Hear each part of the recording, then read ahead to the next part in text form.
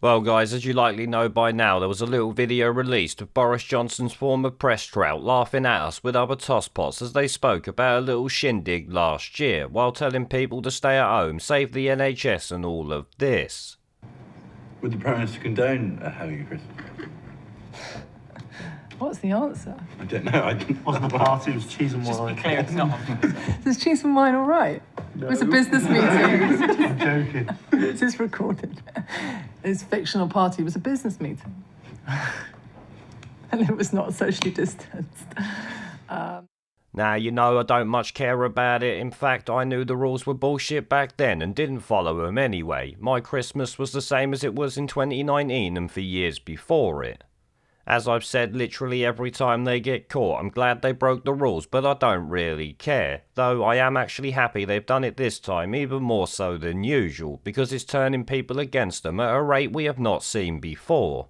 Who would have actually thought that something we all knew they would be doing would see this many people up in arms about it, when literally all they've done over the past 20 months should have royally pissed these people off anyway.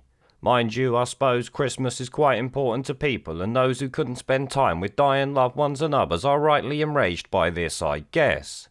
Of course, this sits as a major victory for common sense and people starting to question the blonde prick and his merry band of wankstains that are now right up shit creek without a paddle. Mass non-compliance should be a bloody gibbon after this, I've got to say. As I've pointed out before, it was growing each day, but this I think will give it a major boost. I guess people who listened to him last year really care about them laughing at us while they miss their Christmas, which of course that is what they were doing in that video. Now, following on from that and showing just how little they think of the public, the government actually plans to bring in more restrictions, possibly even today, which is kinda laughable considering what I've just been speaking about. Here in the Telegraph, though, it states new work-from-home guidance and vaccine passports could be announced as early as today, according to government officials, as cabinet ministers move to counter the Omicron spread. So yep, been caught lying for a week about a party during restrictions, and now these idiots actually think it's a good idea to bring in more, and as expected the vaccine passports are back in the mix once again. The reasons for this are obviously unknown because this useless government itself admits that being double jabbed does not stop infection and transmission, making the jab passports completely pointless as we know. Plus, let's be honest, how many countries have these passports and are still seeing rising cases right now? You don't have to look far to see it, do you? But naturally, it's Gove pushing all of this bollocks shit again, so let's see what tripe they're spewing now in the Telegraph. Here it says Christmas work from home orders being drawn up by the government, tougher rules to slow the spread of Omicron variant under consideration as cabinet rift opens up over vaccine passports. Officials working on COVID policy have carried out modelling on the economic impact of asking people to work from home over the Christmas and New Year period, the Telegraph understands.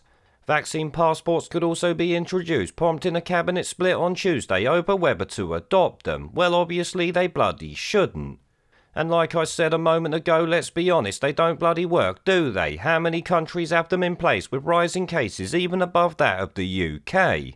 Shit, you've only got to look to Scotland or the EU to see multiple examples of this, for God's sake. And what about Florida over in America that doesn't have any of this? And guess what? They got the lowest cases going there, or at least one of them, I think. It goes on further down. Britain has the highest number of confirmed Omicron infections in Europe at 440. Let's be honest, that's out of 68 million people. And experts warned that the true number of cases could be as high as 2,500, once again out of 68 million people.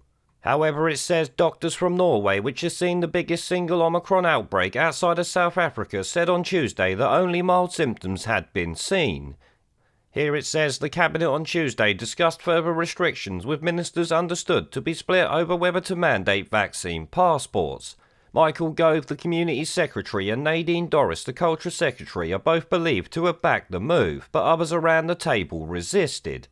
Because obviously it's completely batshit crazy and maybe some of them have got half a brain cell between them, though I wouldn't bank on that. This could easily just be a load of bollocks, let's be honest. Something they've put out to make it look like it was a tough decision and they didn't want to do it, when let's be honest, I would bet most of them bloody do. In this one it says that no decision has been taken on whether to enact these tough measures, but after this we've actually had reports now coming out live saying that they might. It says a meeting of the COVID-0 Cabinet Subcommittee is expected to take place to discuss the measures, with a possible full Cabinet meeting and press conference later. The timing of the move appears to have been sped up significantly in the past 12 hours, with government sources implying on Tuesday that no decision would be taken until next week. Yeah, they seem to have rushed into it now after the video of their little party bullshit got released. I wonder why that is. Maybe the longer it gets left, the less likely the people are to actually pay attention to it. They're hoping to push it through now and praying to God that some people ain't seen that video. You know, get the media to jump on the fear porn bandwagon again. So essentially the government has been called out and made to look like a bit of an arse, yet now plans to bring in its COVID Plan B bullshit, work from home and vaccine passports that, as we've already gone through, work really well. This, as you know, makes this government a complete shit show, and hopefully a bunch of the people out there who used to listen to them will see this and think, what the fuck? In fact, I know it has, because people who supported them before have messaged me since and said as much. Personally though, this vaccine passport bullshit, I can't see how they're actually gonna do it, and whether businesses will even implement it at the end of the day. It will cost them a shit ton of money and people just won't use it, let's be honest. The government has lied and schemed so much that it's now beyond the fucking joke, and anyone listening to them is a bit of a clown at this point.